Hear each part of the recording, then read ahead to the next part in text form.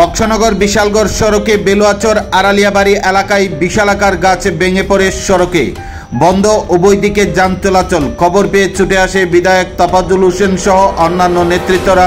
ঘটনা শনিবার বিকেল 4:30। জানা যায়, গত 5 দিনে রাজ্যের বিভিন্ন জেলায় ভারী বৃষ্টিপাতের ফলে বন্যা পরিস্থিতি সৃষ্টি হয়েছে। বক্সনগর বিধানসভার অন্তর্গত বেলুয়াচর আড়ালিয়া এলাকায় দীর্ঘ বছর পুরনো বিশালাকার তেঁতুল গাছ ভেঙে পড়ে বিদ্যুতের খুঁটি সহ রাস্তায় শনিবার বিকেলে স্তব্ধ হয়ে পড়ে উভয় দিকে যান চলাচল। খবর পেয়ে ছুটে আসেন এলাকার বিধায়ক তোফাজ্জল হোসেন। তড়িঘড়ি ঘটনাস্থলে বুলডোজার এনে রাস্তায় পড়ে থাকা বিশালাকার তেঁতুল গাছ সরিয়ে উভয় দিকে যান চলাচল স্বাভাবিক করে তোলেন। জানা যায়, বিগত কয়েকদিন যাবৎ ত্রিপুরা রাজ্যে টানা প্রবল বর্ষণে ক্ষতিগ্রস্ত বিভিন্ন এলাকা।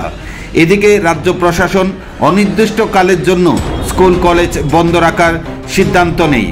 এদিকে বক্সনগর বিধানসভার অন্তর্গত বেলুয়াচর আড়ালিয়া এলাকায় দীর্ঘ বছর পুরনো তেঁতুল গাছ ভেঙে পড়ে সড়কে বন্ধ হয়ে পড়ে উভয় দিকে যান চলাচল।